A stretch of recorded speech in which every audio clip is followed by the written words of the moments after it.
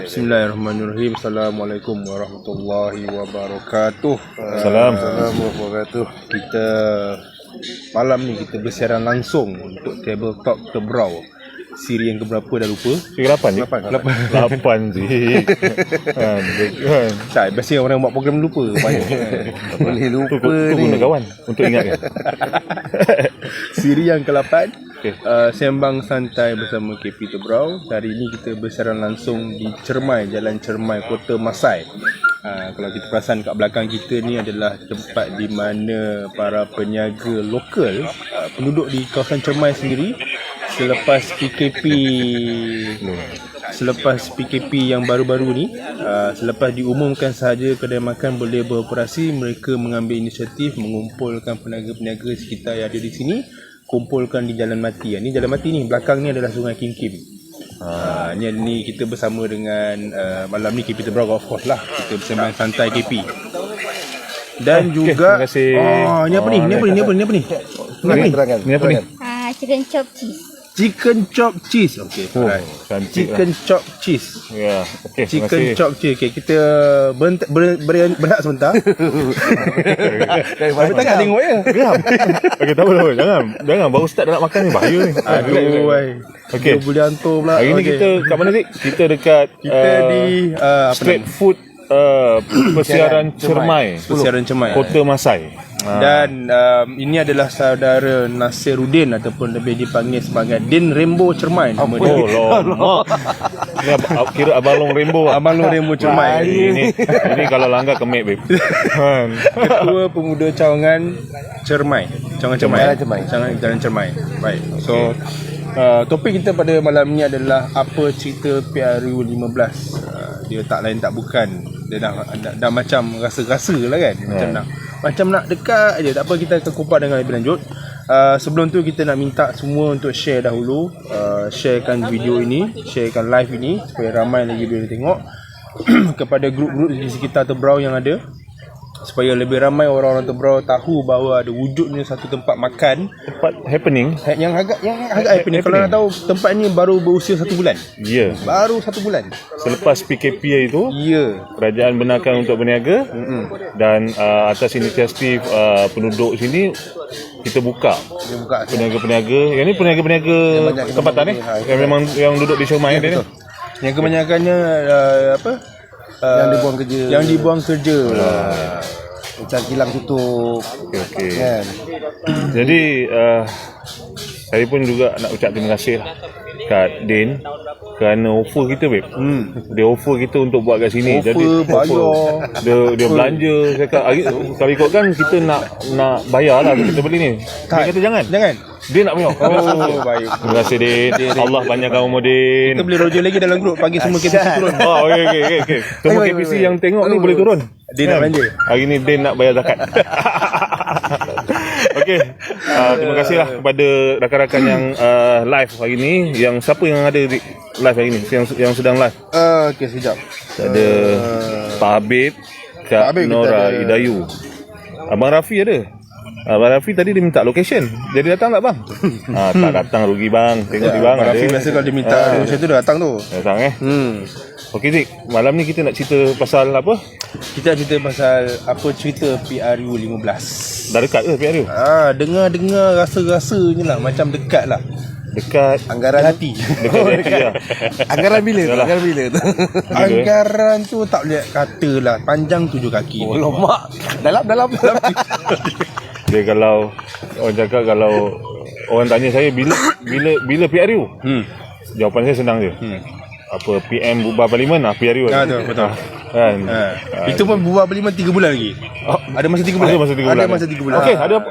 Ada takoyaki. Ini adalah takoyaki. Yang paling takoyaki apa kedai? Biasa. Dalam ada apa? Ada ketam dengan sosis. Takoyaki. Nampak geng. Ada apa ni tadi? Cheese apa? Apa ada takoyaki, ada otak-otak kempas. Pes ada otak Cermai lah. Apa pes? Otak Cermai sana. Otak kempas. Otak kempas di Cermai. Okey. Kita nak bincang tentang lama lagi ke PRU. Jadi kalau rakan-rakan ada soalan-soalan yang nak diajukan, kita hari ni nak sembang-sembang santai je. Sebenarnya tadi terfikir hujan-hujan, jadi idea tu mungkin ada. Sejuk kan. Jadi tu yang terfikir nak buat malam ni. Dan Din pula offer. Din ni offer sebenarnya bukan baru ni. Banyak sangat duit, tak tahu nak buat apa. Dia kata, Zee, duit ni dah terlebih. Jadi apa kata kalau panggil rakan-rakan buat live kat sini. Nampak. Okey Din, terima kasih Din. Pelan Leo member. Okey. Baik, sebagai ketua pemuda lah, ketua pemuda UMNO bahagian Tebrau, merangkap ketua pemuda Barisan Nasional Tebrau, apa cerita PRU15? Okey. Apa cerita PRU15? Adalah kita apa cerita PRU15? Ramai yang tanya. Bila PRU ni Zee? Lama lagi ke PRU? Tapi kalau kita tengok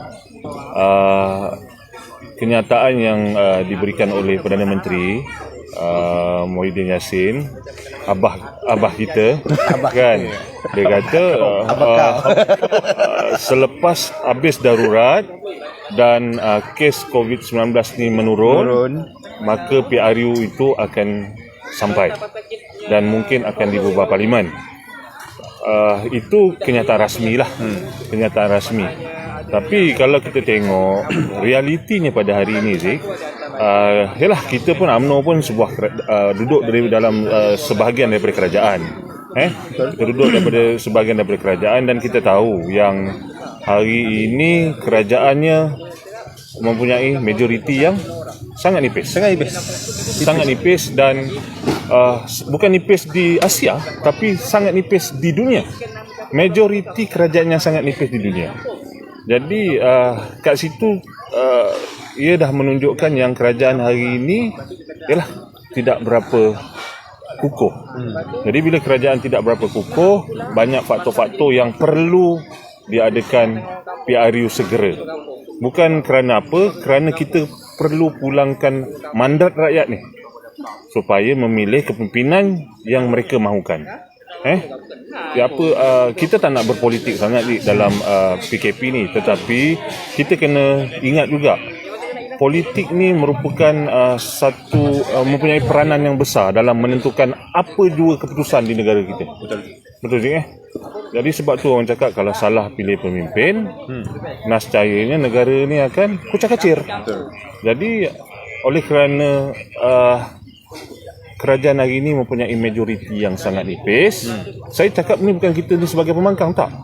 Kita sebagai ahli UMNO, pemimpin UMNO yang duduk dalam sebahagian daripada kerajaan. Jadi kita pun rasakan yang kita perlu pulangkan kembali mandat rakyat ni untuk memilih kerajaan yang mereka rasa yakin untuk memimpin negara kita dengan mempunyai majoriti yang tinggi. Supaya di dalam parlimen nanti mungkin ada sokongan-sokongan apa jua yang dipikirkan untuk dibahas ataupun nak dicadangkan dalam parlimen dapat diundi dengan adalah majoritinya. Tetapi hari ini 50-50. Seorang terkucing tak dapat nak putuskan apa-apa. Parlimen tak buka. Tak boleh buka. Oh, hari ni betul juga. Parlimen tak buka lagi. Tapi kalau ikutkan bila parlimen buka je? Kalau yang dinyatakan. Selagi data rancangan sains menunjukkan bahawa tiada kekurangan. Tak ada bahayanya dengan membuka parlimen. Tapi kalau ikutkan masuk. Yang di Pertuan Agong dah benarkan, dah benarkan untuk parlimen dibuka. Ya, betul. Sekarang ni pokok pangkal kepada PM je. Betul, sebab kita mengamalkan demokrasi berparlimen, raja berperlembagaan. Maka bila parlimen tidak berfungsi, dia tak seimbang. Tak seimbang. Baik, Din, sebagai ketua pemuda cawangan, kita biasa dengar suara akar umbi. Din adalah merupakan akar umbi yang betul-betul akar umbi ni, yang betul-betul kat bawah ni. Betul, bawah ketua tu. Pemuda cawangan lah, ni budak ni ramai lah budak-budak dia ni kan. Budak-budak ketua pemuda datang ni. Tadi KP ada cerita pasal PRU15, pasal majoriti yang tipis dan sebagainya. Apa dapatan suara akar umbi di tempat dia ni lah, berkenaan dengan majoriti yang tipis, berkenaan dengan kerajaan yang tak stabil, berkenaan dengan PRU15 ni dah bersedia ke belum. Ya, kalau kita tengok daripada senario sekarang memang majoriti daripada cermai ni lah. Memang tidak suka lah yang macam apa yang kerajaan dah buat sekarang ni kan, dengan kita ekonomi kita terombang-ambing, pelabur banyak lari. Jadi mereka kalau boleh supaya PRU tu dicepatkan, kan, dipercepatkan, supaya stabil supaya kita punya ekonomi dapat stabil. Yalah. Betul. Ya, baru hari ni lah yang UAE dia kira dia nak pergi ke Malaysia, dia belok sikit ke Indonesia. Ke Indonesia. Pelaburan. Aduh. Dia mungkin dia dah niat lah nak pergi sama. Tak jadi lah. Betul. Kalau dia rasa macam dia yakin dengan Malaysia, dia singgah dulu. Singgah dulu. Okey, berapa nak? Baru dia akan menyerong. Ya. Tak dia. Lari. Dia tak dapat mana. Itu semua faktor salah satu faktor yang menunjukkan negara kita ini ekonomi pun dah tak stabil disebabkan banyak perkara-perkara yang dan itu jugalah pandangan negara-negara lain terhadap negara betul. kita. Itu yang kita jaga tu. dan didengarkan juga pakar-pakar ekonomi mengatakan yang banyak pelabur-pelabur dah tarik handbrake dengan negara kita.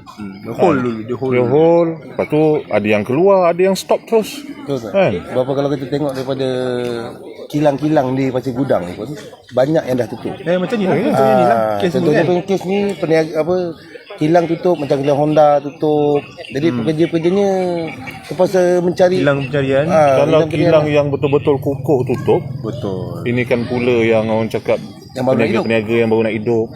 Lagilah. Habis ni. Sebagai peniaga confirm. Kau pergi KL itu? Kau pergi KL? Yalah, kita pun pernah menginap di beberapa hotel yang kita nampak macam bergagah lah kan. Banyak yang tutup. Kalau awak ingat yang lepas kita pergi Perhimpunan Agong UMNO, tak salah hotel Grand Paragon Paragon. Bukan Grand Paragon kat KL. Bukan. Tutup. Kata dia tahun lepas. Ni yang 2 tahun lepas. Grand Season tutup bro. Orang tak mahir membawa hotel-hotel. Alamak. Tak pandai. Balik rumah. Kita biasa dapat hotel free. Banyak hotel-hotel pun tutup. Kawan-kawan kita yang kerja di sektor perhotelan pun banyak yang dibuang kerja. Disebabkan apa, Beb? Disebabkan Okay. Ini apa dia? Sate apa ni? Ayam dan daging. Apa nama kedai? Terangkan. Itulah dia. Alamak. Okey. Sate apa tu? Sate Pak Ya. Sate Pak Ya guys. Sate Pak Ya, guys. Bismillah. Tengok pun geram kan. Laju. Sabar. Okey. Banyak ni. Oh, terus. Aduh. Hotel EQ, Hakim cakap, wah, tahu aja. Tahu aja. Hebat Hakim ni. Ikut dia lah. Equatorial lah yang bukan, ini 2 tahun lepas. Yang pau yang lepas lah. Apa yang lepas? Yang KP je dapat tu. Yang KP je dapat. Kita tak apa-apa. Aduh. Kita duduk empat. Yang itu. Satu bilik apa? 6 orang, 7 orang, 10. Bukan dapat concodek ke? Tak apa. Okey. Tu terganggu tu. Start terus. Minum. Part ni lah boleh makan. Okey lah. Alamak, dia tengok dia gelap. Ya. Kenapa gelap? Gelap. Okey. Alamak, masuk. Alamak. Okey, sorry. Tengah makan. Kangkoi. Okey. Kita ni live guna handphone. Sekali handphone yang buat live ni orang call. Aduh. Ada. Okey, tak apa. Kita go through pada soalan Zik. Okey. Soalan siapa ni? Azhar ada soalan apa ni? Apa dia tanya ni? Siapa calon Don Tiram? Siapa calon Don Tiram? Kalau sebelum PRU ke-14, Don Tiram dia punya ahli Dewan Undangan Negeri dia Datuk Maulizan. Betul. Selepas PRU yang ke-14, calon daripada Pakatan Harapan iaitu YB Gopalan. Okey. Jadi siapa calon tu semestinya kalau kita lihat UMNO mesti dia letak calon yang terbaik. Calon yang terbaik yang memang kalau orang cakap memang orang calon yang merakyat. Yang tahu apa masalah rakyat, yang turun ke bawah. Itu yang calon yang kita harapkan. Okey, kita dapat tengok sih. Sewaktu pentadbiran Kerajaan Pakatan Harapan di bawah YB Pakatan Harapan ni yang diletakkan di Don Tiram ni. Tak tahulah kalau Don Tiram ke Dugulai? Gulai. Ni Don Tiram kan? Ini kulai. Okey. Dia salah sepadan. Jadi kita kena tanya Akang Umbi macam mana? Okey. Don sekarang lah yang diketuai oleh Adun dia YB Gopalan. Jadi apa pandangan Din? Okay, kalau ikut pada pandangan kita dari Umbi ni kalau kita tengok sekarang ni memang dia tak ada function pun kat sini. Alamak, tak ada pernah function tak pernah datang tu. Kalau datang pun sampai ke Bacang je lah. Itu pun sekejap je lah. Kalau kita tengok daripada Facebook dia pun dia dah terkeluar border. Dia selalu di mana tu? Dia berada di Kulai pula. Kulai tak termasuk dalam Don Tiram.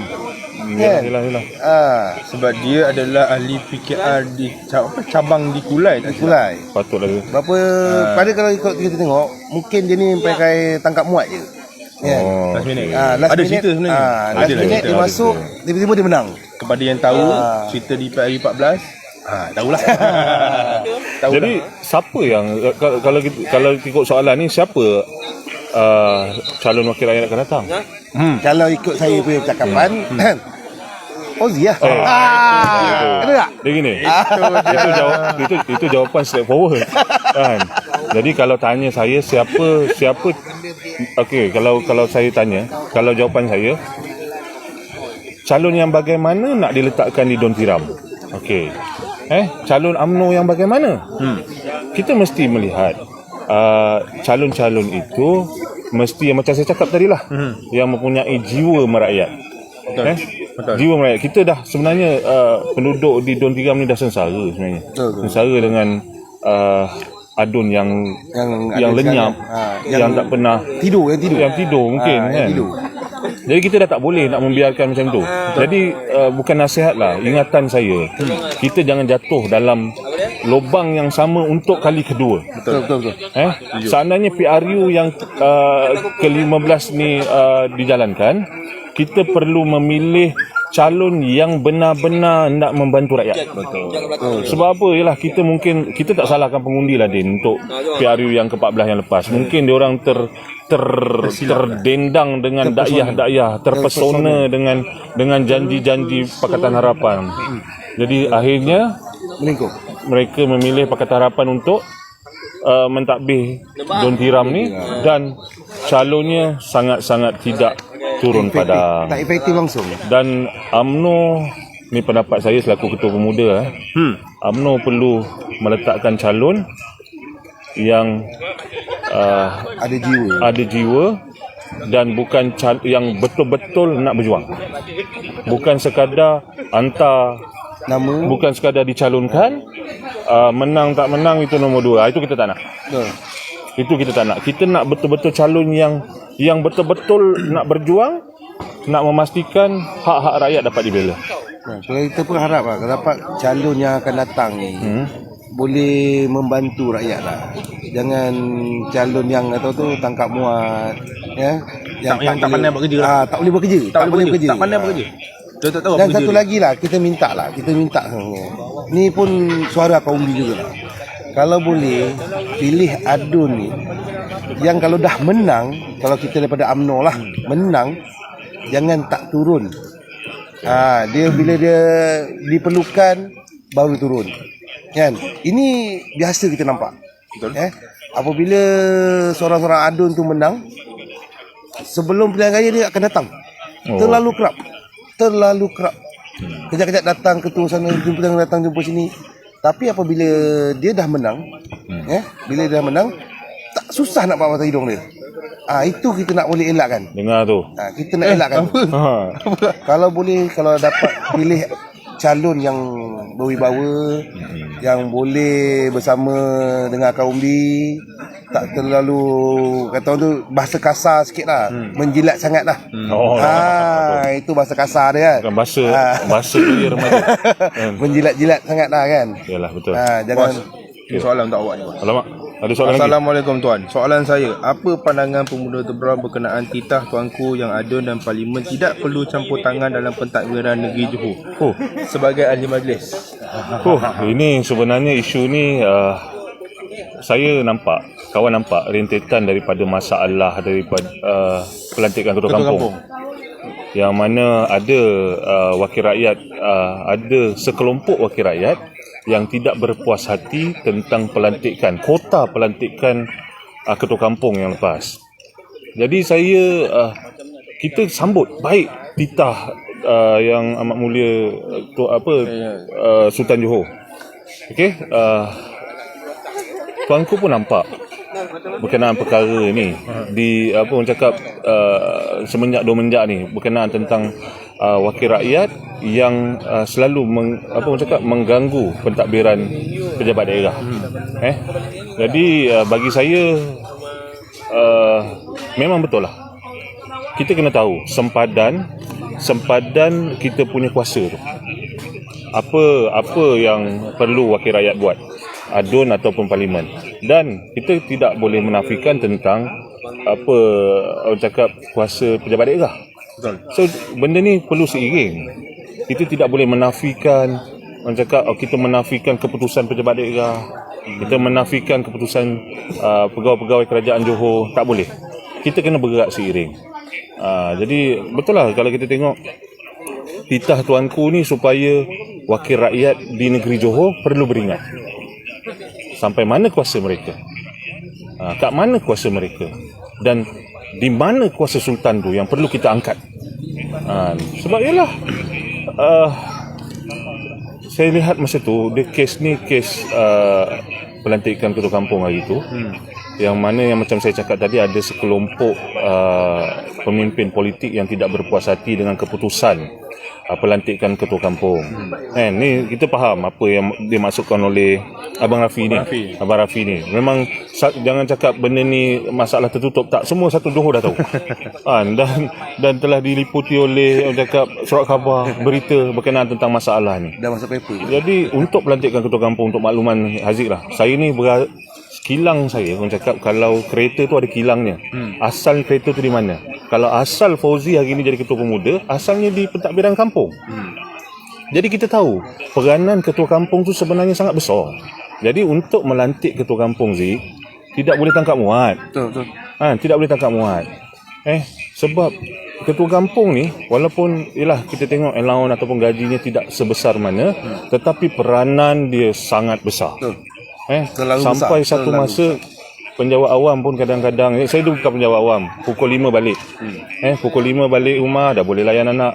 Tapi ketua kampung ni yang betul-betul dia punya tugas, pukul 10 malam orang ketuk pintu, tok minta sign. Esok anak sekolah Sampai pukul 12 pun ada. Pukul 12, okey, pukul 1 ada satu ketua kampung ni, seorang ketua kampung jumpa saya. Ada orang ketuk pintu, dah tidur ketua kampung ni. Ketuk pintu 1 pagi. Nak minta apa?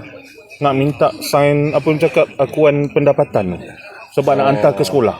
Besok pagi. Sebab esok pagi kena hantar. Ya Allah, nampak peranan ketua kampung tu ni besar. Tapi kalau kita letak ketua kampung yang tak berperanan, yang tak tahu peranan dia, of course lah orang cakap objektif atau matlamat ketua kampung tu tak tercapai. Jadi kita jangan nafikan JCS ataupun contoh kita ambil pegawai daerah.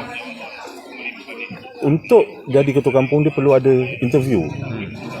Jangan kita nafikan ketetapan yang telah dibuat oleh pejabat daerah. Sebab dia dah melalui proses interview. Jadi inilah saya faham maksud Abang Rafi ni berkenaan tentang masalah yang dihadapi yang lepas, tentang ada suara yang tidak berpuas hati tentang pelantikan ketua kampung. Jadi bagi saya hari ini kebanyakan ketua kampung telah dilantik. Saya rasa tidak perlu dibesarkan. Kita fokus, kita bantu kerajaan negeri di akar umbi sampai di peringkat ketua kampung untuk sama-sama memakmurkan negeri Johor ni. Okey, Abang Rafi. Soalan lagi. Hakim soalan ni. Ni soalan daripada Suat Sabil kita. Okey, siapa? Adik bongsu kita lah. Okey, adik Din. Adik Din. Okey. Dia tengok keadaan. Okey. Biasanya ada Idang. Idang tengok Idang. Adik ideal. Adik Totoy. Dia tengok keadaan. Okey. Kadang-kadang adik Totoy, adik Idang, ni adik Din lah. Okey, tak apa kita jawab. Pandangan Bos KP tentang Undi 18. Baik soalan ni. Okey. Undi 18 ni selaku Ketua Pemuda UMNO bahagian Tebrau kami mengalu-alukan adik-adik kita masuk dalam kelompok untuk mengundi. Sangat setuju. Kerana kita sudah masanya betul. Sudah masanya golongan muda memilih pemimpin mereka dalam kawasan mereka. Jangan ingat memilih pemimpin ni di kalangan orang tua je sih. Betul. Jadi anak-anak muda pun bertanggungjawab. Untuk memilih pemimpin mereka untuk mentadbir kawasan mereka, untuk membantu mereka. Jadi bagi kami atas keputusan orang cakap atas pandangan saya, kami pemuda UMNO bahagian Tebrau sentiasa berlapang dada menerima undi adik-adik yang berumur 18. Jadi pandangan Aziz macam mana? Dia undi 18 ni dah ada sikit sebab dengan kita itu macam tak jadi nak buat. Tak boleh nak buat untuk PR2015 ni. Tetapi semasa undi 18 ni dibawa ke Parlimen, sebenarnya bukan setakat undi 18, ada 3 perkara. Pertama, undi 18 tahun.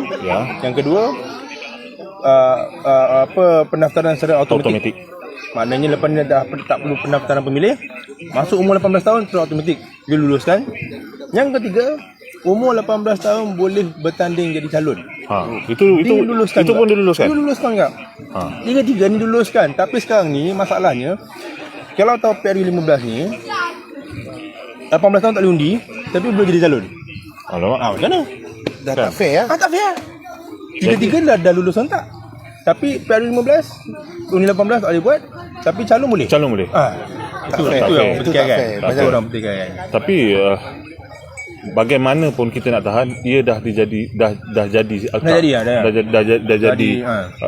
diluluskan di Parlimen. Betul. Jadi lambat-lambat macam mana pun dia tetap akan berjalan. Betul. Jadi sebagai pemimpin politik ni tak sabar. Kami tak sabar nak menerima. Betul. Jadi sebagai pemimpin politik, semua parti politik kena bersedialah dengan kehadiran adik-adik kita, anak-anak kita yang berumur 18 untuk mengundi. Dia sebenarnya bukan umur 18, kita fikirkan umur 18 je sih. Umur yang 40 tak daftar mengundi pun automatik juga. Ya, betul. Katalah contoh dia tak daftar, umur dah 40 contoh. Dia automatik juga. Bila dah jadi automatik, bukan umur 18. Semua yang atas peringkat umur yang atas 18 dia akan daftar secara automatik. Betul. Jadi kita berpendirian untuk menyambut baik berkenaan tentang isu umur 18 untuk mengundi ini. Betul. Jadi ada satu lagi tu. Idang masuk dah. Idang kita seru tu masuk. Dia tahu je. Memandangkan tengah cerita pasal undi 18 tahun, pendaftaran pemilih, siapa-siapa yang belum daftar mengundi, sekarang ni kita boleh daftarkan. Ketua dia? Ketuanya adalah Asrin. Sini. Ini untuk makluman, ini ketua bahagian daftar mengundi pemuda UMNO bahagian Tebrau. Kita boleh daftar ya? boleh. Tahun lepas usaha kita mendaftar mengundi berapa ramai tu? Dah hampir 300. 300 orang. 300 orang. Komitednya pemuda UMNO bahagian Tebrau ni PPP. PPP Komitednya pemuda UMNO bahagian Tebrau, kita sentiasa menggerakkan penduduk-penduduk di Tebrau untuk bertanggungjawab daftar mengundi. Undi siapa tu terserah. Betul. Yang penting daftar dulu. Yang penting daftar dulu. Sebab ni dah bulan 3 kan. Dia kalau ikutkan SPR ni tu dah ada Q1, Q2. Okey. 3 bulan. Suku tahun pertama, suku tahun kedua. Suku tahun pertama ni habis bulan 3. Bulan 3. Dia biasa kalau kita ikut PRU 14 yang lepas, PRU kita berlangsung pada bulan 5, dia ambil hingga Q4. 2017 bulan 12. So kalau kita nak PRU tahun ni, bulan 3 ni paling penting ni. Dah kita nak kena lepaskan bulan 3. So cepat-cepat daftar mengundi. Boleh terus PM Facebook kita boleh borang semua kita ada. Kita boleh daftarkan. Ya, betul. Kita boleh datang. Call datang Asrin lah. Boleh. Okey Rin, terima kasih Rin. Okey, baik. Okey, seterusnya. FND Yatim. Nampak Rizal Lidang cakap apa tengok? Apa dia? Jadi saya harap Hakim akan jadi calon di PRU. InsyaAllah. Dang, kau kena gilap dia, Dang. Dalam banyak-banyak, Hakim memang paling sesuai dengan sebagai kau sebagai abang untuk guide dia. Dang, Hakim telus. Nampak? Okey. Jadi Dik, Ni Pau macam mana Pau? Oh ya. Kita nak cerita tentang Pau kita sikit ni. Betul. Kita Perhimpunan Agong UMNO 2020 tahun lepas punya patutnya, tapi kita ada PKP. ditarik. Drag sampai 4 bulan dah. Dan dia akan berlangsung bermula pada 26 hari Sabtu. 27 26 peresmian. 27 peresmian, 28 Oh 27 bulan. Okey. 27-28. Jadi Pau kali ni Zik, Perhimpunan Agong UMNO yang sepatutnya dijalankan pada 2020 terpaksa dijalankan pada 2021 ni agak luar biasa. Betul. Kenapa agak luar biasa? Kerana dia dijalankan dari dua sesi yang berbeza. Yang pertama bersemuka, yang kedua alam maya. Yang tak pernah dilalui oleh ahli-ahli orang cakap oleh perhimpunan agung sebelum ni. Ya. Tahun ni agak special sikit lah. Betul. Sebab yalah, kita pun menyahut hasrat kerajaan, hasrat rakyat Malaysia untuk menangani masalah penyebaran COVID-19 ni. Jadi kita terpaksa buat cara persidangan yang macam ni lah. Sebab Zik, kalau dalam satu masa persidangan UMNO ni dia tak macam parti-parti lain je. Kita mempunyai ahli UMNO hampir, orang cakap berapa juta? 3 juta. Jadi kalau Perhimpunan Agong UMNO ni semua sayap puteri, sayap wanita, ketua sayap pemuda, lepas tu bahagian lagi keseluruhannya kalau dalam Dewan PWTC tu hampir 3,000 orang gitu. Kan? 3,000 orang. Cari parti politik yang boleh berhimpun sebanyak 3,000 orang dalam Perhimpunan Agong mereka. UMNO saja. Tu tandanya apa Zik? Ni nak selit sikit. Tu tandanya UMNO tu betul-betul kukuh. Parti Melayu paling besar. Jadi yalah, tak apalah, kita bersidanglah dengan dua cara yang berbeza, iaitu secara bersemuka dan cara media alam maya. Tapi bos, semestinya Pau yang kali ini dia adalah Pau yang agak mendebarkan. Betul. Sebab apa, Pau ni Perhimpunan Agong UMNO adalah satu medan suara akar umbi dibawa ke atas. Betul. Daripada peringkat cawangan bersidang, bahagian bersidang, bawa ke ni sehinggalah ni pengakhirannya suara-suara ni dibawa, disambut dan akan ditetapkan di dalam Perhimpunan Agong ni. Dan kita tahu pada yang lepas semua lebih daripada 70 bahagian menyuarakan bahawa tidak mahu bekerjasama dengan PPBM dalam PRU yang akan datang. Dan dalam mesyuarat Majlis Kerja Tertinggi UMNO pun dah menetapkan tidak bekerjasama dengan PPBM yang akan datang. Maka Pau kali ini pastinya perbincangan ini adalah benda yang paling dinanti-nantikan. Isu hangat. Betul. Sebagai ketua muda, apa yang diharapkan dalam Pau kali ini? Kita tahu yang kita kena berbalik kepada UMNO itu. Okey. UMNO ini sebuah parti yang bukan daripada atas ke bawah, tetapi dia mengumpul semua data-data untuk bawa ke atas. Dia orang cakap dia ambil daripada suara akar umbi. Suara akar umbi UMNO tu daripada peringkat cawangan, bawa ke peringkat bahagian, bawa ke peringkat negeri bawa ke persidangan UMNO pusat. Jadi macam yang Aziz cakap lah, mungkin pada kali ini isu yang dibawa, suara yang dibawa agak dinanti-nantikan. Kerana ia menjadi polemik sebelum ni, yang mana isu adakah UMNO ini nak bersatu dengan DAP dan PKR, itu pun jadi isu. Adakah UMNO jajaran baru, bagaimana pula kedudukan UMNO dengan Bersatu dan Perikatan Nasional ni.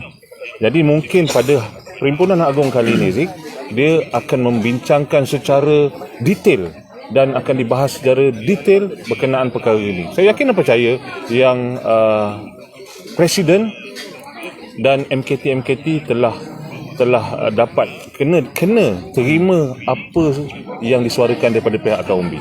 Kalau kita tengok lebih kurang 142 bahagian yang saya baca, 142 bahagian menolak kerjasama dengan Perikatan Nasional.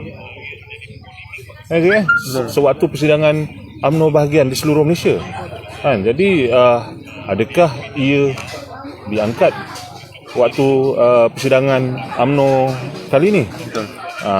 Dan adakah jajaran baru yang disuara-suarakan sebelum ini jajaran yang UMNO nak bersama DAP atau PKR. Betul. Inilah medan yang paling tepat untuk Ini medan paling tepat. Mungkin ada suara-suara daripada setiap negeri. Betul. Okey, wakil-wakil daripada setiap negeri Betul. bawa suara ni di Perhimpunan Agung UMNO nanti. Betul. Jadi diputuskan nanti. Jadi kalau tidak nak bersama dengan Perikatan Nasional, putuskan nanti. Kan? Kalau tak nak bersama DAP dan PKR, putuskan nanti. Jadi saya yakin dan percaya Presiden UMNO serta MKT-MKT yang ada akan mendengar suara daripada akar umbi. Okey. Ni. Baik. Siapa je Banyak yang ada? Okey, jap. Ada banyak. Banyak soalan Sebelum begitu kan, Din, kalau macam sebelum ni, Pau kan, Din sebagai Sabil kita ada terlibat boleh pergi naik air, tapi untuk kali ni Din tak dapat pergi. Kita kena semua kat sini. KP seorang je dapat pergi. Apa harapan Din untuk Pau kali ni? Apa yang sebagai akar umbi lah, sebagai ahli UMNO akar umbi ni. Kalau ikut yang Kuat sikit. apa yang kita nak apa yang kita nak macam ni, apa yang harapan saya lah, supaya isu-isu ni yang tentang kita punya penggabungan, kita punya jajaran baru dapat disuarakan di PAU yang akan datang ni lah.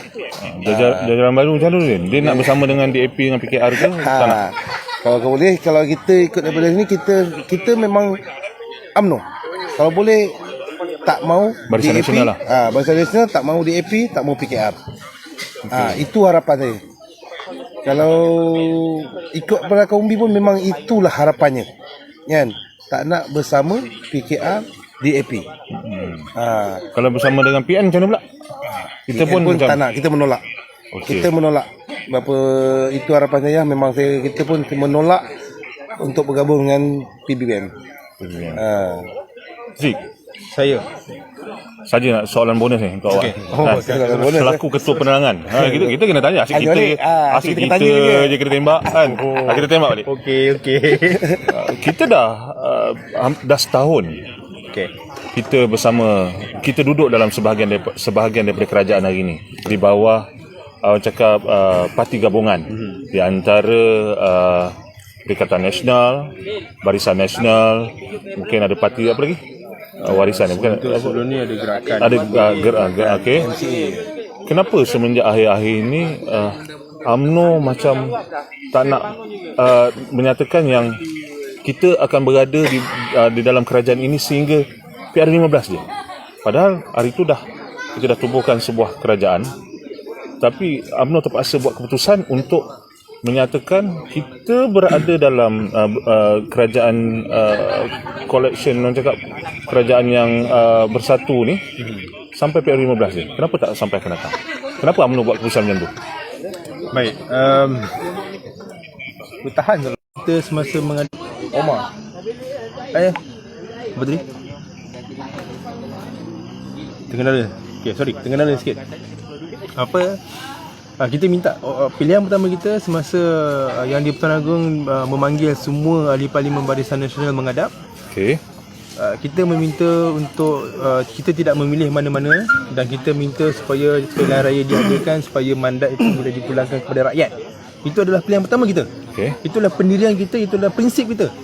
Walau bagaimanapun yang di Pertuan Agong minta untuk berunding semula supaya dapat elakkan PRU dan pilih sebuah kerajaan untuk menstabilkan dan lepas tu PRU. Okey. Itulah kita dukung Tan Sri Muhyiddin Yassin. Dan kita masih berpegang hingga hari ini. Itulah ketetapannya, bekerjasama menyokong sehingga PRU 15. Itu je.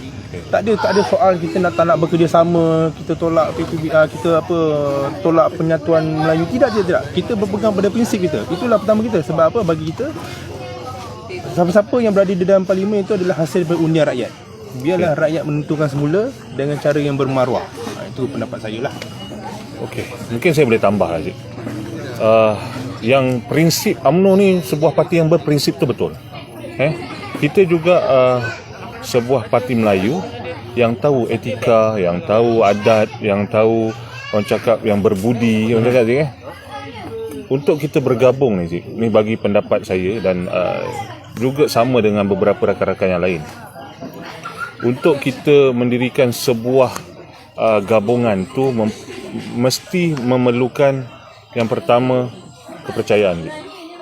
Yang kedua mesti ikhlas. Saya nampak yang hari ini kerajaan Perikatan Nasional ni yalah perancangannya sudah baik.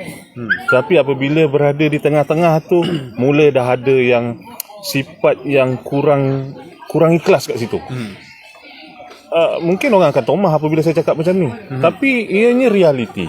Kalau kita tengok bagaimana kita punya yalah wakil rakyat di Said UMNO ataupun pemimpin-pemimpin di peringkat UMNO mula dilamar secara senyap-senyap.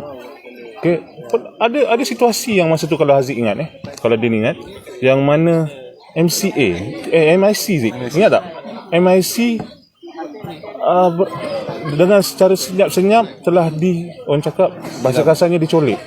Untuk duduk hampir bersetuju menjadi penaja untuk menubuhkan PN. Dalam tiada perbincangan. Kat situ malah MCA pun sama sebenarnya. Dia di hampir. Jadi itu menunjukkan yang tiada orang cakap tak ada sifat apa orang cakap ikhlas kat situ. Ikhlas nak bersama dengan Barisan Nasional tu tak ada. Awak boleh mencolik kita punya parti komponen dalam senyap. Itu dah menunjukkan yang kita terpaksa buat keputusan nanti. Kita terpaksa buat keputusan dengan firm yang menyatakan Barisan Nasional bersama dengan Perikatan Nasional sehingga PRU 15. Itu saja. Kan? Betul je Okey, kita terus dengan soalan-soalan Zik. Effendi Yatim. Sebelum tu kita ada yang masuk lambat, orang ada tanya Zik, kita kat mana ni? Okey, betul. Pada yang bermaksud kita berada di Jalan Cermai. Persiaran Cermai. Jalan Persiaran Cermai, Kota Masai. Kita berada di street food di dalam hati. Dalam hati. Di gerai makan. Gerai makan Jalan Persiaran Cermai. Gerai ini baru bangunkan sebulan dan mereka adalah penduduk di kawasan sini yang asalnya berada menjual di tepi jalan dan dikumpulkan di satu tempat di sini dan mereka berniaga di sinilah. Jadi kita jemputlah semua penduduk-penduduk yang berhampiran untuk kita support rakan-rakan kita yang berniaga kat sini. Betul. Kalau nak waste macam mana?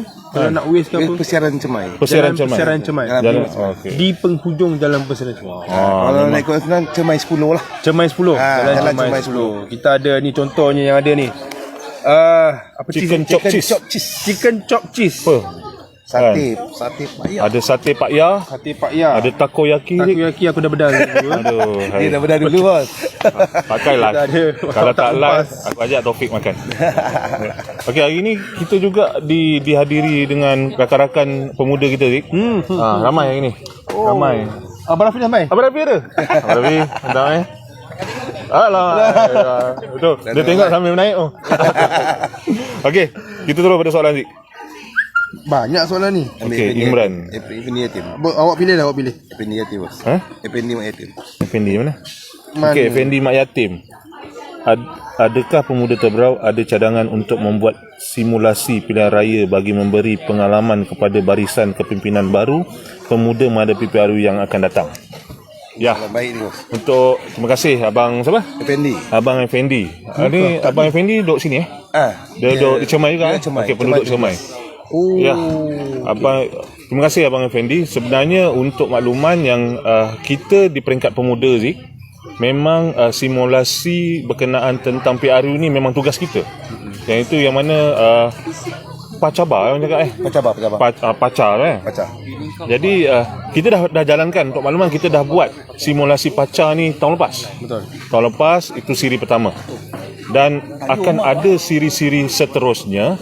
Kalau ikutkan hari ini dah berada di siri ketiga. Patutnya. Tapi oleh kerana PKP kita tak dapat nak jalankan. Betul. Terima kasih bang. InsyaAllah dalam masa terdekat saya pun dah dapat mandat untuk mengadakan simulasi ini di seluruh PDM di Tebrau supaya nanti petugas-petugas PRU kita di bawah payung Barisan Nasional kita ini dapat menjalankan tugas dengan baik. Jadi insya-Allah seandainya kita nak jalankan simulasi itu, kita akan wawarkan kepada sehingga ke peringkat UMNO cawangan. Okey, ada soalan lagi? Oh, Hakim ni soalan takut baca. Datuk Ayub Aku rasa Idang dengan train tu. Okey, ni siapa ni? Rizal Mahmud. Mari singgah makan di gerai makan Jalan Persiaran Cermai. Oh, ni dekat sini lah ya.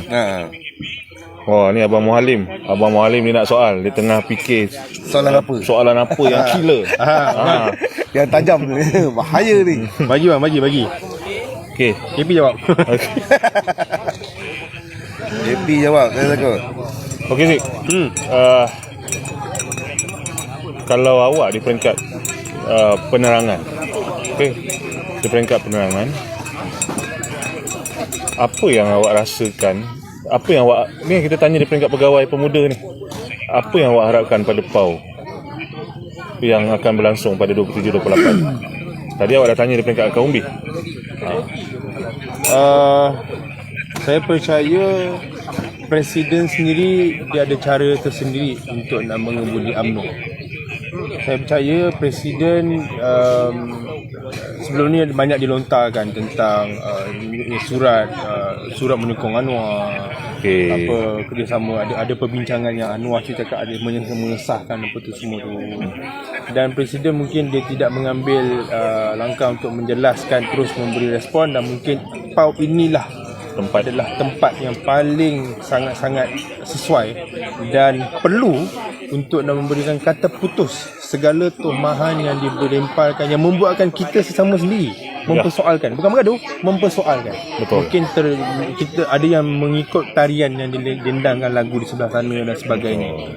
Itu yang saya harapkan. PAU kali ini dapat memberikan mesej yang sangat-sangat jelas. Yang pertama, kepada sana. Yang kedua, dapat memberikan mesej yang sangat jelas kepada kita sendiri, supaya kita lebih bersedia dan dah boleh hentikan segala pergaduhan, segala pertelingkahan, segala tak sependapat, dan kita fokuskan kepada apa yang telah ditetapkan pada PAU nanti. Itu harapan saya. Demi nama baik pemimpin UMNO dan demi nama baik organisasi UMNO tu. Supaya orang tidak ada peluru untuk sentiasa nak menghentam UMNO tu, UMNO ni, UMNO tu, nak bekerjasama dengan tu, nak bekerjasama dengan ni. Padahal tak ada bukti sahih. Betul. Yalah, benda yang tak sahih ni kalau cerita sedap. Kan? Kalau benda yang betul, kalau cerita boleh tak tambah. boleh sedap. Boleh tambah. Boleh. Tembak je. Lagi tak, yang seronok ni kadang-kadang bukan bukan parti lawan yang hentam. Sesama kita. Ya betul. Itu cakap tadi. Sesama kita. Alamak, kadang-kadang sedih tengok. Betul. Jadi kat sini mungkin macam Aziz cakap lah, medan yang terbaik, gelanggang yang terbaik, pentas yang terbaik untuk Presiden UMNO, Datuk Seri Zahid Hamidi, untuk menerangkan apa yang sebenarnya telah diputuskan. Mungkin bukan Datuk, bukan keputusan Presiden, tetapi keputusan Majlis Kerja Tertinggi. Betul. Okay. Kita ada satu soalan sikit lah ya. Ada soalan lagi? Dia nak bagi soalan ni. Apa pandangan sebagai seorang ketua pemuda ini macam isu-isu yang tak dijawab oleh Presiden? Contohnya dulu kita masa PRU yang lepas kita kalah. Kita terbabit dalam isu Bosku. Dalam isu Bosku dia luar-luarkan bermacam-macam. Bermacam, tapi tiada penerangan secara terperinci. Sampailah sebersikit kesnya tu menyebabkan kita kalah. Jadi salahnya kenapa tak diperjelaskan? Kenapa tak dijawab masa itu? Sebelum PRU? Sebelum. Kenapa tak jawab sebelum PRU? Kita ingat kita menang. Lepas tu kita tak jawab. Ini untuk seorang presiden kan? Okeylah. Datuk Seri Najib, Bosku ni dia letak jawatan sebagai presiden. Untuk makluman, kalau kita ingat balik, selepas PRU kita tewas, PRU yang ke-14, Presiden pada masa tu Datuk Seri Najib masih lagi. Selepas PRU, Datuk Seri Najib meletakkan jawatan selaku Presiden pada hari itu. Dan dipangku oleh Datuk Seri Zahid Hamidi. Okey. Jadi sebenarnya yang sepatutnya jawab tentang isu-isu itu pada masa itu adalah Bosku sendiri. Betul. Bosku sendiri. Tetapi kita kena ingat yang pada masa itu Presiden merupakan Perdana Menteri. Perdana Menteri yang memikirkan banyak isu-isu besar. Bukan sekadar cakap isu-isu tomahan, isu-isu yang isu tomahan tu mungkin dianggap remeh pada masa tu, sehingga kan yang Datuk Seri Najib pada masa tu tidak berkesempatan untuk jawab.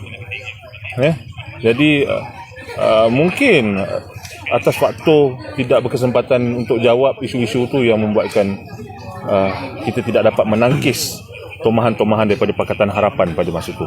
Dan hari ini kan, segala tomahan-tomahan yang dilontarkan kepada Datuk Seri Najib tak dapat dibuktikan. Tak dapat dibuktikan, betul kan? Berapa puluh sabitan, betul? Tak dapat dibuktikan. Dan hari ini kalau kita tengok, bosku masih komen lagi dalam Facebook. Masih bebas. Masih komen, masih menerangkan apa isu yang sebenar. Mungkin hari ini Datuk Seri Najib banyak masa. Dia bukan Perdana Menteri lagi, kan? Jadi kat situ kita dapat lihat. Kita dapat lihat dan akhirnya Pakatan Harapan hari ini tombang. Ya mungkin pengaruh daripada Datuk Seri Najib dapat menerangkan berkenaan tentang tomahan-tomahan yang dilemparkan kepada bukan saja kepada bosku tetapi kepada UMNO sewaktu sebelum PRU yang ke-14. Mungkin ya lah itu. Kalau Aziz nak tambah. Ada juga beberapa perkara yang memang diminta untuk tidak dihebahkan. Contohnya adalah sumbangan 2.6 bilion tu adalah permintaan daripada Kerajaan Arab Saudi sendiri untuk tidak memberitahu siapa penyumbang dia. Itu salah satunya, satu. Yang kedua, ada juga beberapa perkara yang memang dalam apa namanya, akta rahsia kerajaan. Okay. Contohnya akta ialah rahsia rasmi kerajaan. Akta rahsia rasmi kerajaan. Contohnya ialah perjanjian penyelesaian IPIC dengan kerajaan Abu Dhabi. Okey. Sebab itulah Najib hari ini dia meminta kenapa semasa Lim Guan Eng jadi Menteri Kewangan tidak mendedahkan. Betul. Sedangkan dia ada akses. Dia ada akses. Tapi Dia dia tak kuasa. nak. Sebab bila dia mendedahkan, dia akan memberitahu bahawa Najib ni bukan perompak. Betul. Itu contohnya lah. Itu adalah beberapa perkara yang mungkin ada kekangan semasa menjadi Perdana Menteri tidak boleh. Tapi bila sekarang dah dibawa ke mahkamah, inilah medan yang paling sesuai. Bila jadi bahan mahkamah, perbincangan mahkamah, maka semuanya boleh dibawa ke mahkamah. Betul. Tapi Zik, gentlenya pemimpin UMNO ni Zik, walaupun dah jadi kerajaan, dia tidak minta digugurkan kes-kes mereka. Betul. Itulah cakap, ini orang cakap anak jantan tau. Pemimpin-pemimpin UMNO anak jantan. Beza dengan sewaktu Pakatan Harapan menang hari tu. Ada tak pemimpin-pemimpin Pakatan Harapan yang digugurkan daripada kes mahkamah? Kalau Aziz ingat. Kalau dia ingat. Lim Guan Eng, kes Banglo. Gugur bro. Yang kes terowong mungkin. Lepas tu kes LTTE. Bila orang dapat bau yang Mahathir nak lantik Guan Eng jadi Menteri Kewangan, orang mula mempertikaikan bagaimana dengan kes dia. Mahathir pun jawab, biarlah dia settlekan kes dia dulu. Okay. Tak lama lepas tu gugur kes. Senang. Nampak. Senang betul hidup. Itu pun kalau kau yakin dan percaya rakyat kat luar sana dah celik mata. Betul. Dengan kerajaan Pakatan Harapan ni. Dah tak ada harapan lagi lah bagi kawan. Jadi okey Zik, kita ada soalan-soalan lain. Siapa je yang ada Zik, kalau kita boleh tengok satu-satu kawan-kawan kita. Dr. Alim tanya mana mas. Sebab itulah kena makan. Bila makan tak perlu makan mas. Sebab kena makan. Dr. Alim kata Mana mas tulis. alamak tu tengah makan. Tengah makan tu, makan tu, sambil kan. Oh, Muhalim, apa nak soal Saya harap. Okey, Abang Malim kata apa ni? Datuk Jeb, kita kasih orang lain teraju utama. Okey. Kasihlah orang lain jadi teraju utama BN. Orang dah tak nak Najib dan Zahid. Dah kasih muka-muka baru pula, mesti rakyat sokong BN. Okey, macam mana Dik? Baik.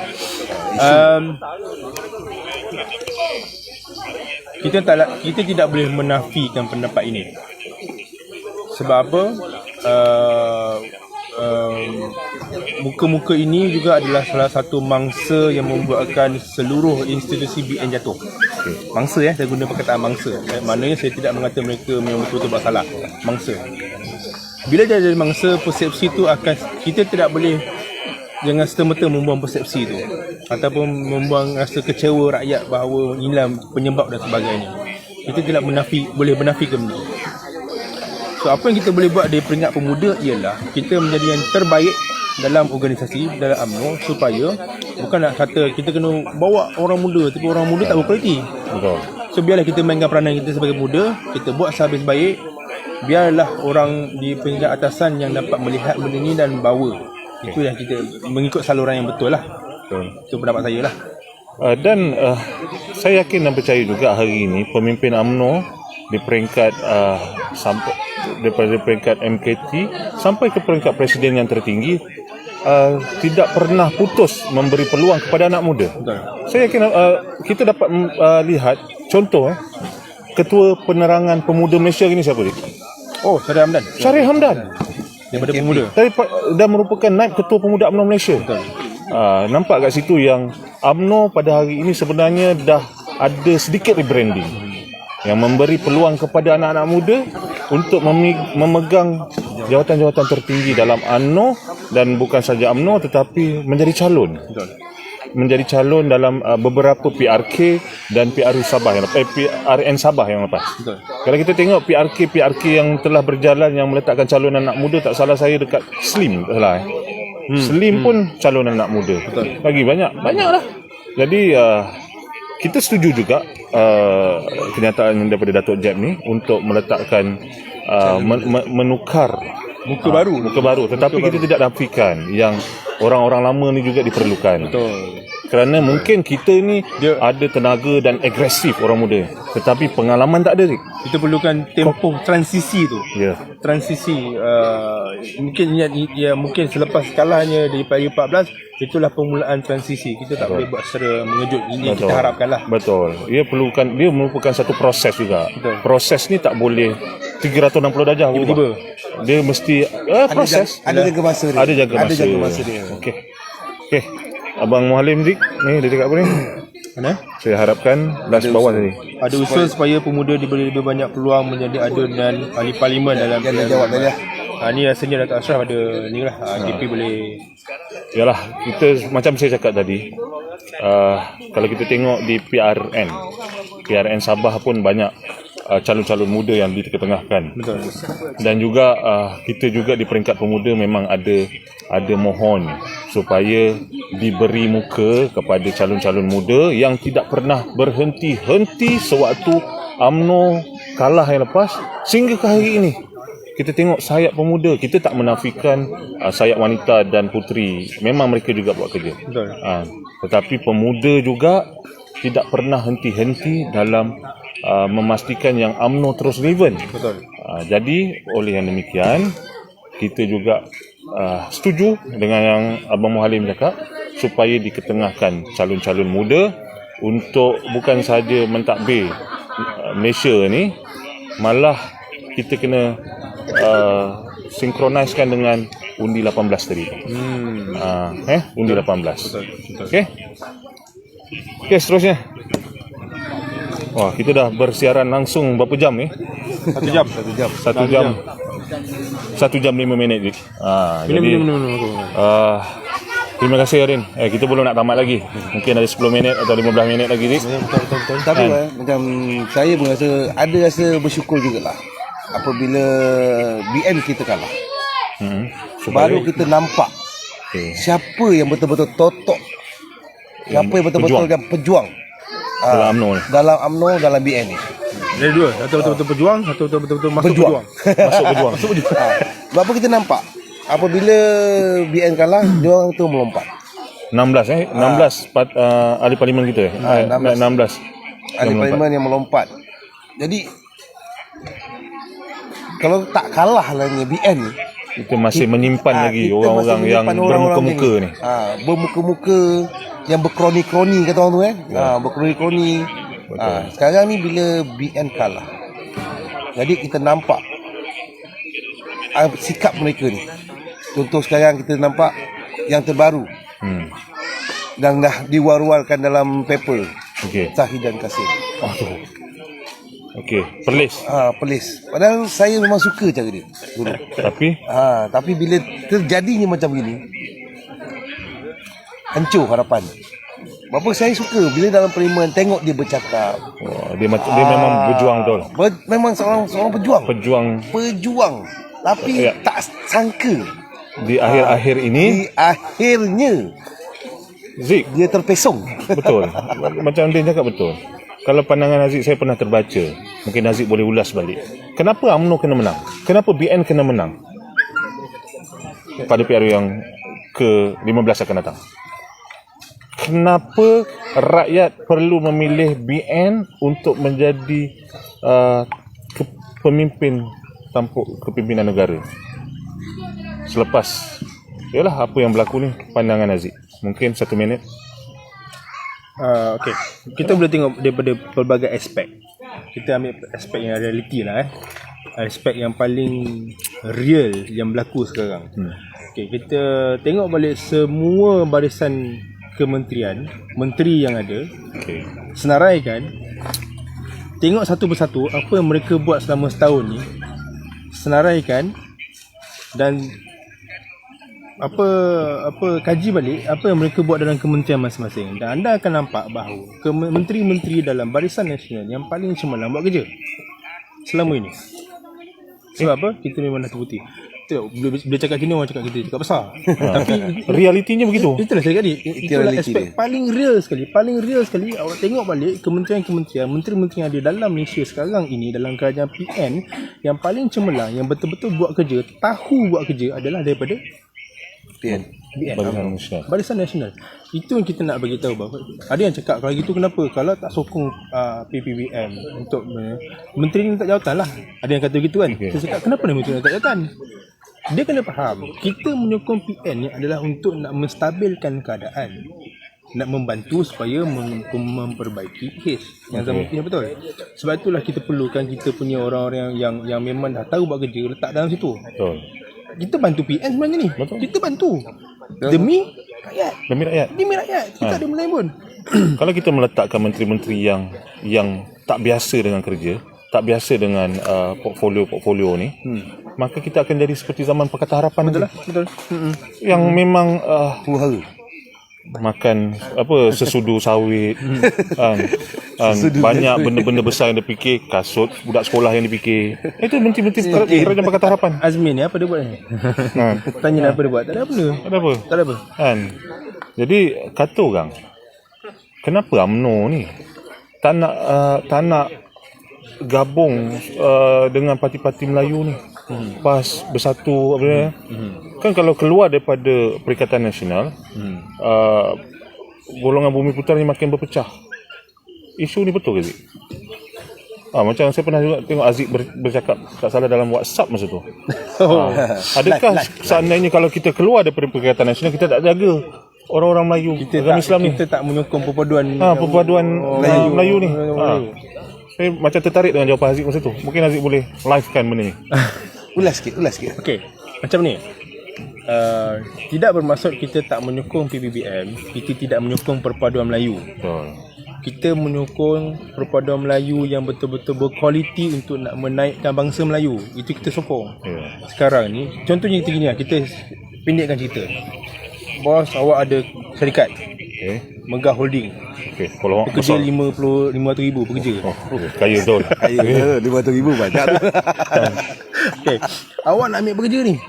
Datanglah seorang budak Melayu. Dengan pakaian tak betul, dengan cakap tak betul, tak study, memang tak ada rupa, memang macam tak berminat lah nak bekerja ni. Tapi interview. Tapi datang interview. Dan dia cakap, tuan kena ambil saya sebab kita orang Melayu. Demi Melayu. Kena ambil saya bekerja. Adakah awak nak ambil bekerja untuk syarikat awak? Of course tidak. Tidak, sebab dia akan menjejaskan. Betul. Sama juga dengan penyatuan Melayu dengan PPBM ni. Kita nak terima Melayu macam mana ni? PPBM. Pernah dengar tak PPBM meminta maaf setelah mereka jadi kerajaan PN, minta maaf kepada rakyat apa yang mereka telah terkilaf semasa zaman PH? Tak pernah. Padahal mereka menafikan ataupun meminta maaf kerana mereka menubuhkan PPBM untuk nak menjatuhkan UMNO, tapi selepas dah jadi PN mereka kata sekarang ni tidak lagi. Ada dengar tak? Tak ada. Tak pernah. Maknanya misi itu masih kekal. Sebab itulah kita tak boleh bekerjasama dengan PPBM sehingga PRU 15 ni kita lawan. Kita tengok PPBM boleh dapat berkursi, BN dapat kursi. Masa itulah penyatuan Melayu yang sebenar akan berlaku. Bukan kita tak bersama PBM ni bukan untuk menghancurkan penyatuan Melayu, bukan. Kita malah kita nak menyelamatkan lagi perpaduan Melayu tu. Betul. Okey. Jadi terungkai Jadi mungkin itu yang saya nak Aziz jawab. Sebab itu kita terbaca dalam WhatsApp Aziz mengutarakan tentang pandangan tu. Jadi molek sangat pandangan tu sebenarnya. Yang perlu seluruh rakyat tahu. Kita bukan tak nak bersama dengan Bersatu untuk meruntuhkan penyatuan Melayu, tetapi sebenarnya kita dalam proses nak memperkukuhkan lagi penyatuan Melayu itu, memperkukuhkan lagi kuasa yang sepatutnya berkuasa tu nanti. Betul. Jadi Rick, mungkin kalau ada soalan yang terakhir sebelum kita tamat kan. Bateri dah habis awak. Okay. Mazlan Marjan, adakah UMNO terus bekerjasama dengan PN dan adakah sekiranya UMNO tidak bersama PN akan membuatkan persepsi rakyat terhadap UMNO jatuh merundum kerana persepsi juga kerajaan BN tumbang pada PRU yang lepas. Okey, ini yang saya jawab tadi. Betul. Persepsi itu adalah persepsi bila UMNO tak nak bekerjasama dengan PBM, persepsi yang dimainkan adalah UMNO menolak untuk penyatuan Melayu, perpaduan Melayu, dan malah UMNO menyokong DAP dan Anwar Ibrahim dan sebagainya. Itulah persepsi yang sedang dimainkan. Saya betul, memang persepsi ini juga mungkin boleh membuatkan kita jatuh. Tapi saya cakap tadi UMNO adalah parti yang bermaruah, parti yang berprinsip, parti yang bermoral. Kita berpegang pada prinsip kita. Kita bukannya hanya kalau kerana kuasa kita masuk PN bang. Betul. Kalau kerana kuasa kita masuk PN sekarang, kita kerja mudah. Melayu dengan Melayu tu, PBM dengan UMNO, Melayu. Dah senang. Apa dah susah? Betul. Tapi kita tak ada. Sebab tu yang sekarang ni, yang kekal dalam UMNO adalah orang-orang ahli-ahli UMNO yang berprinsip, yang bermaruah, yang bermoral. Betul. Yang betul-betul nak berjuang. Bukan semata-mata memikirkan tentang kuasa. Betul. Tetapi orang-orang UMNO pada hari ini pemimpin yang betul-betul memikirkan tentang khidmat. Khidmat. Bukan kuasa, tetapi memikirkan tentang khidmat kepada rakyat. Jadi untuk makluman semua, tidak semestinya kita keluar daripada Pakatan Harapan nanti. Kita tidak keluar daripada Perikatan Nasional. Pakatan Harapan lah. Awak ni kira awak punya ayat tu jangan salah. Tidak semestinya kita keluar daripada Perikatan Nasional. Kita nak meruntuhkan institusi Melayu itu, tetapi malah kita nak memperkuatkan dan nak fikirkan yang terbaik untuk orang Melayu dan juga rakyat Malaysia. Betul. Berapa Barisan Nasional dah terbukti. Ya, betul. Ingat, yang UMNO itu, tubuhnya UMNO bukan semata-mata untuk menang PRU, tapi tubuhnya UMNO itu untuk memperjuangkan hak agama, rakyat kita dan bangsa kita. Jadi, kita dah agak panjang ni, Zik. Okay, sebelum tu saya nak ucapkan terima kasih lah dekat Aziz selaku Ketua Penerangan Pemuda UMNO Tebrau, serta Din selaku Ketua Pemuda UMNO Cawangan, Ketua Pemuda Ketua Pemuda UMNO nak makan semua ni sebenarnya. Ketua Pemuda UMNO Cermai kerana jemput kita datang. Dan saya ingin ucapkan terima kasih juga kepada rakan-rakan pemuda yang hadir. Ada juga Ketua Pemuda UMNO Cawangan, rakan-rakan pemuda daripada Taufik pun ada. Terima kasih juga dekat Squad Sabil. Dan tidak dilupakan terima kasih banyak-banyak kepada pengelola tapak niaga di Cermai, Encik Bakri. Jadi saya jemput kepada semua masyarakat di kawasan Kota Masai ini untuk datang ke gerai makan persiaran Cermai berdekatan dengan Jalan Cermai 10 untuk sama-sama menikmati jualan-jualan makanan yang enak-enak yang ada di sini. Jadi kita akan adakan lagi, Zik, insya-Allah, program ni. Kita akan terus adakan program ni untuk merungkai apa jua. Hakim tu bersama. Nanti buat dia letak kat Dom Puteri Wangsa pula. Sebenarnya kita dah buat. Kita dah buat yang lepas. Sebab tu kita buat di Don Diram hari ni. Sebab yang lepas tu kita buat di Puteri Wangsa. Jadi mungkin lepas ni kita akan buat di sana balik. Di Taman Daya. Di Taman Daya mungkin tempat Hakim. Dengan Hakim lah. Okey. Kita nak dengar juga suara anak muda. Anak muda tanya kan. Okey, jadi itu saja. Saya ingin mengucapkan ribuan terima kasih kepada semua yang bersama kita pada malam ini. Jadi jumpa lagi di table talk yang akan datang. Jadi sekian, wabillahi taufiq wa hidayah. Wassalamualaikum warahmatullahi wabarakatuh.